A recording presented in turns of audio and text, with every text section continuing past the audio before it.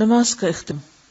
حضرت عبداللہ بن مسعود رضی اللہ عنہ روایت کرتے ہیں کہ رسول اللہ صلی اللہ علیہ وسلم اپنے دائیں طرف سلام پھیرتے تو کہتے السلام علیکم ورحمۃ اللہ، اور بائیں طرف سلام پھیرتے تو کہتے السلام علیکم ورحمۃ اللہ.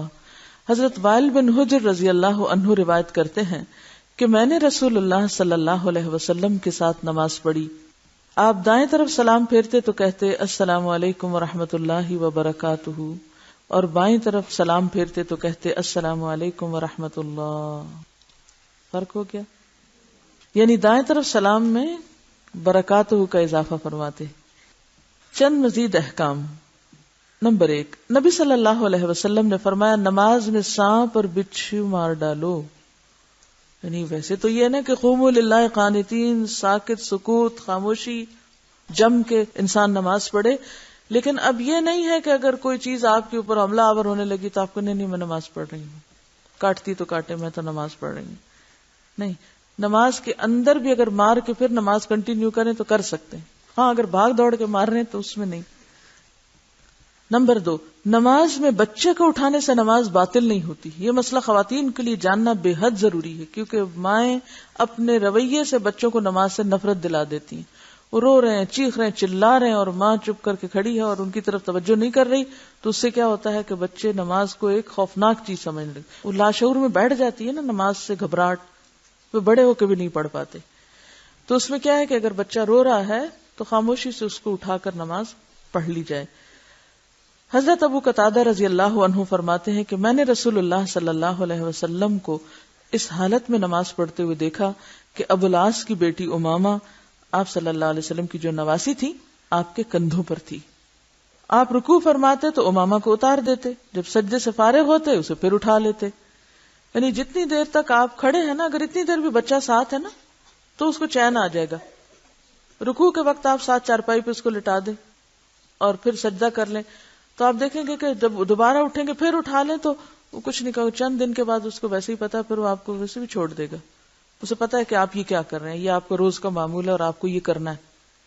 لیکن ہمارے یہاں کیا ہوتا ہے کہ جب کوئی نماز پڑھ رہا ہوتا ہے اور بچہ قریب بھی آتا کرتے پکڑ لو اس کو، وہ دیکھو ماں کو نماز نہیں پڑھنے دے رہا. بچہ ماں کے کپڑے پکڑ کے کھینچ رہا ہے اور وہ کھینچنے والا بچے کو کھینچ رہا ہے، اور اس جنگ میں ایک عجیب منظر ہوتا ہے. یہ سخت زیادتی کی بات ہے اور ناسمجھی کی بات ہے. جب اللہ کے رسول صلی اللہ علیہ وسلم اپنے بچے نہیں، اپنے نواسوں کو اور نواسی کو، حضرت حسن حسین کا تو آپ نے پڑھا ہی، نواسی کو نہیں، لڑکی کو، مرد ہوتے ہوئے بھی ایک چھوٹی بچی کو بھی اگر اٹھا کے کندھے پہ نماز پڑھ سکتے ہیں، بلکہ پڑھا سکتے ہیں لوگوں کو، یعنی ایون امام کے طور پر، تو ہمیں کیا مشکل ہے؟ ہمارا کیا مقام اور درجہ ہے کہ ہم سمجھے کہ نہیں ہماری نماز نہیں ہوتی. اور خاص طور پر ایسے ملکوں میں، ایسی جگہوں پر جہاں آپ آل الون ہیں. عموماً آپ نے دیکھا ہوگا کہ بچیاں شادی کے بعد ایسی جگہوں پہ بعض اوقات چلی جاتی جہاں ان کے پاس کوئی ہیلپ نہیں، کوئی سپورٹ نہیں، کوئی دوسرا بندہ بشر نہیں. اب کیا آپ نماز نہیں پڑھیں گے؟ خاص طور پر مغرب کی نماز. اور آپ عام طور پہ دیکھیں گے شیطان کی حرکت کہ مغرب کے وقت بچے بے وجہ رونا شروع کر دیتے ہیں بعض اوقات، اور نماز کا وقت بھی اتنا تھوڑا ہوتا ہے کہ یا پھر نماز چھوڑیں تو یا بچہ چھوڑیں، تو آپ دونوں ہی نہ چھوڑیں، دونوں کو اکٹھا کر لیں. ٹھیک ہے. نبی صلی اللہ علیہ وسلم نے فرمایا نماز میں ادھر ادھر دیکھنا بندے کی نماز میں شیطان کا حصہ ہے. یعنی یہ بے وجہ دیکھنا، یعنی اگر اچانک سانپ بچھو نظر آ گئے تو وہ اور بات. نبی صلی اللہ علیہ وسلم نے نماز میں پہلو پر ہاتھ رکھنے سے منع فرمایا. نبی صلی اللہ علیہ وسلم نے فرمایا جب کسی کو نماز میں جمائی آئے، یعنی یون کریں، تو اسے حد المقدور روکیں. مقدور کا کیا مطلب؟ قدرت بھر، جتنی طاقت، کیونکہ اس وقت شیطان منہ میں داخل ہوتا ہے. ایک روایت میں ہے کہ جمائی کے وقت ہا ہا نہ کہو، یعنی جمائی کے ساتھ آواز نہیں آنی چاہیے کیونکہ اس سے شیطان خوش ہوتا ہے. بعض لوگ ہوتے ہیں نا جمائی لیتے تھے آخر میں کی آواز نکالتے ہیں، یہ آواز پھر شیطان کو خوش کرنے والی، یہ نہیں ہونی چاہیے. نبی صلی اللہ علیہ وسلم نے فرمایا لوگوں کو نماز کی حالت میں نگاہیں آسمان کی طرف اٹھانے سے باز آ جانا چاہیے. یعنی خاص طور پر آسمان کی طرف مت دیکھیں نماز میں، ورنہ ان کی نگاہیں اچک لی جائیں گی. یعنی ادب کے خلاف ہے. ہمیں اللہ کے سامنے ادب اور احترام کے ساتھ کھڑے ہونا چاہیے، اور ادھر ادھر دیکھنا یا آسمان کو دیکھنا جو ہے درست نہیں. اس وقت بھی بہتر یہی ہے کہ نیچے ہی دیکھیں. ویسے اگر آپ آسمان کو دیکھ کے آپ کے دل میں دعا آ رہی ہے نماز کے علاوہ تو آپ مانگ لیں، کوئی بات نہیں. رب کو پکاریں، اوپر دیکھیں نیچے دیکھیں، اس سے کوئی فرق نہیں پڑتا.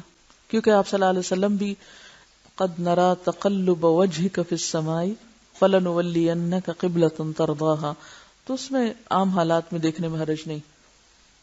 حضرت صاحب نے معاویہ کے ساتھ مقصورہ میں جمعہ پڑھا، علاقے کا نام ہے. جب امام نے سلام پھیرا تو حضرت صاحب نے کھڑے ہو کر نماز شروع کر دی. حضرت معاویہ کہنے لگے آئندہ ایسا نہ کرنا، کیونکہ رسول اللہ صلی اللہ علیہ وسلم نے فرمایا ایک نماز کو دوسری نماز کے ساتھ نہ ملا، ان کے درمیان کلام کرو یا جگہ تبدیل کرو. ٹھیک ہے، یعنی یہ نہیں جہاں آپ نے فرض پڑھے ہیں وہیں پر آپ سلام پھیر کے اسٹریٹ کھڑے ہو کے سنت شروع کر دیں، ایسا نہ کریں.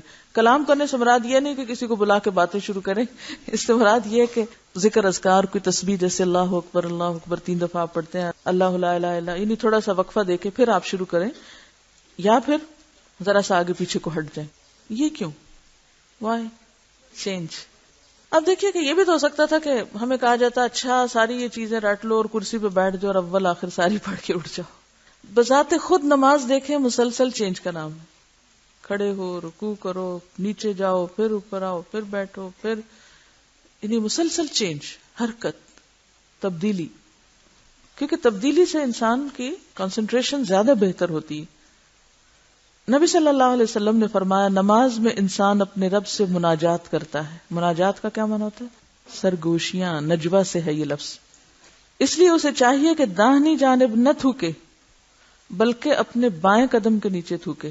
یعنی اگر نماز میں کوئی ایسی ضرورت پیش آئی گئی، اب آپ کہیں گے کہ ہائے ٹیشو میں کیوں نہ تھوکے یا کوئی رومال میں، تو ان لوگوں کے پاس یہ دونوں چیزیں نہیں تھیں، تو اب انہیں کوئی تو حل بتانا تھا نا. رسول اللہ صلی اللہ علیہ وسلم نے فرمایا جو شخص نماز میں اونگھے اسے چاہیے کہ لیٹ جائے یہاں تک کہ اس کی نیند پوری ہو جائے، خصوصاً تہجد کے وقت اور رات کی نماز میں. جو کوئی نیند میں نماز پڑھے گا تو اس کو معلوم نہیں کہ ہو سکتا ہے وہ استغفار کر رہا ہے یا اپنے آپ کو بد دعا دے رہا ہے.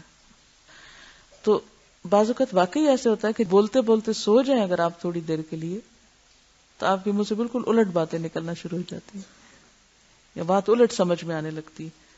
تو نماز مدہوشی میں پڑھی جانے والی چیز نہیں، ہوش و حواس میں پڑھی جانے والی چیز ہے. اسی لیے بے ہوش شخص سے نماز جو ہے اٹھا لی گئی.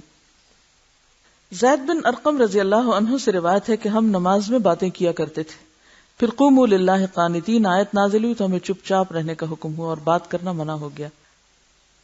اگر کوئی شخص سلام کہے تو نمازی زبان سے کچھ کہے بغیر دائیں ہاتھ کے اشارے سے سلام کا جواب دے دے گا. اس سے یہ بھی اندازہ ہوتا ہے نا کہ سلام کا جواب دینا بھی کتنا ضروری. بعض لوگ تو دیکھ کے بھی آنکھیں بند کر لیتے ہیں اور پاس سے گزر کے انجان ہو جاتے ہیں. اس میں ایک بڑی حکمت کی بات ہے. آج الحمدللہ آپ میں سے بہت سو کا مسئلہ حل ہوا ہوگا. اکٹھے رہتے ہیں نا، اور ہم نے ذکر کے بارے میں پڑھ لیا، اب ذکر کو بھی دل چاہتا ہے اور پھر لوگ بھی آمنے سامنے آ جا رہے ہوتے ہیں، تو پھر کیا کریں؟ کبھی آپ صبح شام کی دعائیں پڑھ رہے ہیں، کبھی آپ تلاوت کر رہے ہیں، اور پھر جب ایک دوسرے کو سلام نہیں کرتے تو بھی گلٹی محسوس کرتے ہیں. ہوتا نا؟ تو اس کا حل کیا ہے؟ ہاتھ کے اشارے سے کرو اور اپنا ذکر نہ چھوڑو، تلاوت نہ چھوڑو، پڑھائی نہ چھوڑو، نماز نہ چھوڑو. کیوں اتنی اہمیت ہے اس کی؟ کیوں اہمیت ہے؟ اب یقین مانیے کہ جب کوئی آپ کے پاس سے نگاہیں چرا کے گزرتا ہے یا دیکھ کے انجان بنتا ہے، آپ پہ کیا گزرتی؟ آپ میں سے کتنے لوگوں کو اچھا لگتا ہے کہ کوئی آپ کو دیکھ کے نگاہیں پھیر لے، کوئی آپ کو دیکھ کے راستہ بدل دے، کوئی آپ کو دیکھ کے انجان بن جائے؟ کیسا لگتا ہے؟ انسلٹ بھی محسوس ہوتی ہے. اس شخص کے بارے میں آپ کے خیالات کیسے رہتے ہیں؟ کوئی شخص جو ایسا کر کے گزرے کیسا لگتا ہے؟ تو اتنے بھی مینرز نہیں، اس کو اتنا بھی ادب نہیں، اس کو اتنا بھی اخلاق نہیں، اس کو کسی مسلمان کا حق نہیں پتا. لیکن وہ بیچارہ کیوں ایسے کر رہا ہوتا ہے؟ بعض اوقات وہ پڑھ رہا ہوتا ہے یا غور و فکر فرما رہا ہوتا ہے. ہم حسن زن کے ساتھ اس کو مارجن دے سکتے ہیں، لیکن ہر وقت اتنے حسن زن بھی کہاں سے لائیں؟ کبھی تو ایک مسئلہ ہے. تو ایسے میں کیا کرنا چاہیے؟ کسی کے پاس سے بھی گزرے، مثلاً آپ کسی اور سے باتیں کر رہے ہیں، اب یہ بھی نہیں ہو سکتا اس کی باتیں چھوڑ کے اس کے سلام دعا کر لیں. یعنی کئی لوگ تو یہ ہے کہ اگر آپ کسی سے بات کر رہے ہیں تو ان کو کوئی پرواہ نہیں کہ آپ کیا کر رہے ہیں، وہ آئیں گے، باتیں چھڑائیں گے اور آپ سے ہاتھ ملائیں گے، یہ گلے پہ ملنا شروع ہو جائیں گے، اور چاہے آپ کی نماز لیٹ ہو رہی ہو وہ اپنی محبتوں کے اظہار کر کے ہی چلیں گے. تو ایسی صورت میں کیا ہے کہ پھر ایک آلٹرنیٹ دے دیا گیا ہے، اور وہ کیا ہے؟ کوئی بات کر رہا ہو، آپ گزرے بس صرف ایک جیسچر شو کرنا ہے آپ کو، جی ہاں، کہ آئی کیئر فار یو، میں تمہیں بھولا ہوا نہیں ہوں، میں تمہیں نظر انداز نہیں کر رہا، میں تمہیں اگنور نہیں کر رہا. بس صرف ہلکا سا ہاتھ اٹھا دیں، ہلکا سا اسمائل دے دیں، ہاتھ اٹھا دیں، دیٹس اٹ، کافی انف. اگر ہاتھ بھی بزی ہے تو آپ سر ہلا دیں. جیسے ضرور شو کریں. اس سے آپ دیکھیں گے کہ شیطان کو موقع نہیں ملے گا بدگمانیاں ڈالنے کا، تعلقات خراب کرنے کا. عموماً ایک دوسرے کی اصلاح کیوں نہیں کر سکتے ہم؟ اصلاح کا سب سے مؤثر طریقہ والمؤمنون والمؤمنات بعضهم اولیاء بعض یامرون بالمعروف ینہون عن المنکر، ایک دوسرے کو پکڑنا، وتواصوا بالحق وتواصوا بالصبر. اور آپ یہ کہیں نہیں کوئی بات نہیں مجھ سے تو نہیں ہوتا، نہیں، ان الانسان لفی خسر، اس کے بغیر خسارہ ہی خسارہ ہے. آپ مصیبت سے بچ نہیں سکتے اگر آپ نے یہ نہ کیا. اس کے کرنے کے لیے آپ کو دوسرے کے دل میں اپنی جگہ بنانی. اس کام کے کرنے کے لیے، کس کام کے کرنے کے لیے؟ امر بالمعروف اور نہی عن المنکر کے لیے، اصلاح کے لیے، وتواصوا بالحق وتواصوا بالصبر کے لیے، ایک دوسرے کی خیرخواہی کے لیے، ایک دوسرے کی اور پھر الٹیمیٹلی اپنی بھلائی کے لیے. آپ کو دوسرے کے دل میں اپنی جگہ بنانی ہے، زمین ہموار کرنی ہے. جب تک زمین ہموار نہیں ہوگی تو کیا نہیں ہوگا؟ بیج نہیں اندر جائے گا اصلاح کا. اور وہ کہاں سے شروع ہوگی؟ سلام.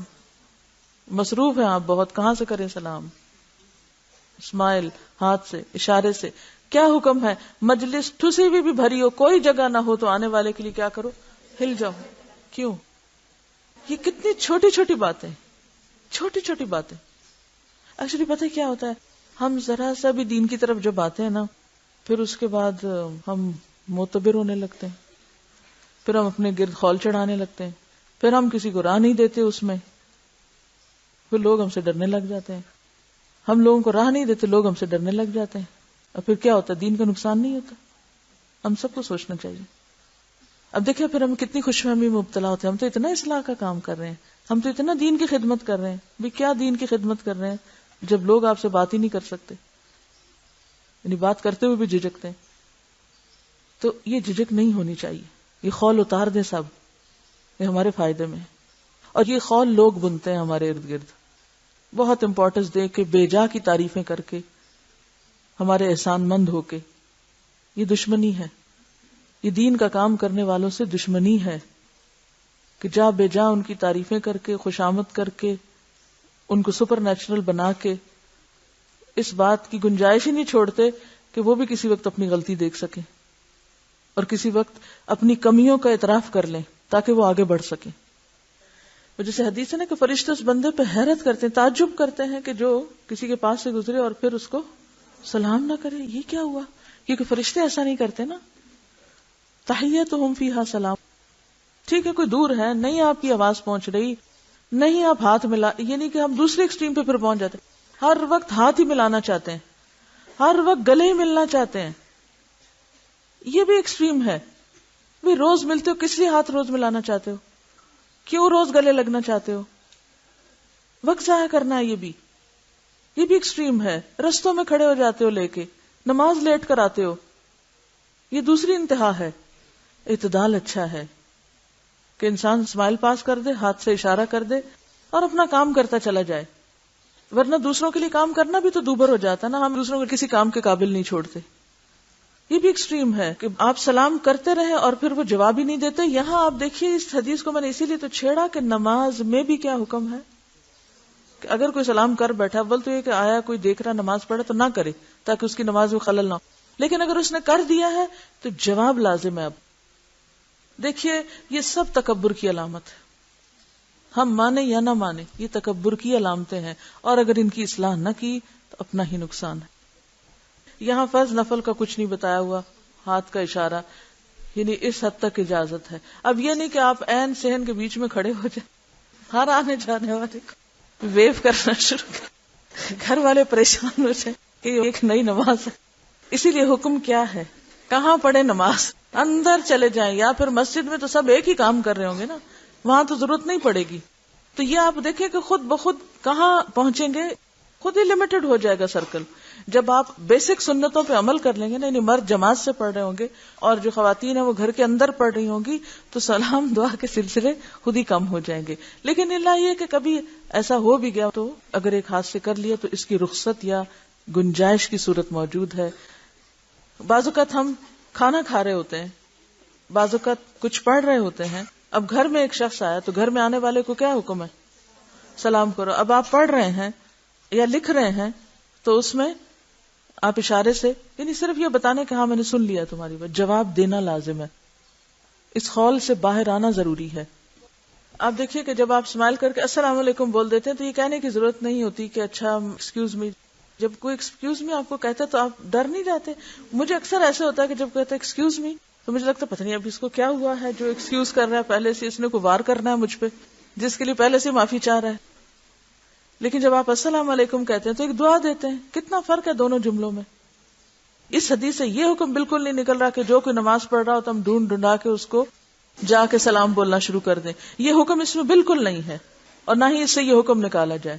یہ صرف ایک رخصت یا جواز کی شکل ہے کہ اگر ضرورتاً ایسا کرنا پڑے تو اجازت. اچھا، اس میں آپ دیکھیے کہ یہ اس کی ضرورت زیادہ تر کس کو پیش آئے گی؟ عورتوں کو. کیوں؟ کیونکہ وہ گھر کا ایک مرکز ہے. ان کی جو پریزنس کا احساس ہے گھر والوں کو، شوہر کو، بچوں کو، وہ سب اسی پہ ڈیپینڈ کر رہے ہوتے ہیں نا، اور اس کی توجہ چاہ رہے ہوتے ہیں. اب ایک تو یہ کہ آپ ساری نمازیں چھوڑ کے پھر سارا وقت انہی کے پاس بیٹھے ہیں، اور ایک یہ کہ آپ اپنی نمازیں بھی جاری رکھیں اور رخصت سے فائدہ اٹھا کے ان کو پریزنس کا احساس بھی دلاتے رہیں. اصل میں یہ دین کی خوبصورتی ہے، یہ دین کی وسعت ہے، یہ دین کا پریکٹیکل ہونا ہے، قابل عمل ہونا ہے. اگر کھانا کھا رہے ہیں تو بعض اوقات کھانے کے وقفے میں چھوٹی چھوٹی بات کی جا سکتی ہے. بہت باتیں زیادہ تو منع ہے لیکن چھوٹی چھوٹی باتیں ہو سکتی ہیں، اور اس میں اگر کوئی سلام کرتا ہے تو ہاتھ سے جواب دیا جا سکتا ہے. طویل باتیں منع ہے. کیوں طویل باتیں منع ہے کھانے کے دوران؟ ایک تو کھانا طویل بہت ہو جاتا ہے، اس میں وقت خرچ ہوتا ہے. دوسرے، ڈائجسٹو سسٹم پہ بھی اثر پڑتا ہے کہ آپ پورے الرٹ ہوتے ہیں، دماغ آپ کا کہیں اور ہوتا ہے. تیسرے، سانس کی نالی میں جا سکتا ہے. چوتھے، وہ بھول جاتا ہے کہ کتنا کھا چکے. پانچویں، دیکھیے پانچویں بات یہ ہے کہ اگر آپ کسی کے گھر میں ہیں یا آپ کو مزید کوئی کام ہے تو اس میں کیا ہوتا ہے؟ بہت ڈیلیز ہو جاتی ہیں پھر عام طور پہ. کیسٹ بھی موجود ہے السلام علیکم نام کی. وآخر دعوانا ان الحمد للہ رب العالمین. سبحانک اللہم وبحمدک، نشہد ان لا الہ الا انت، نستغفرک ونتوب الیک.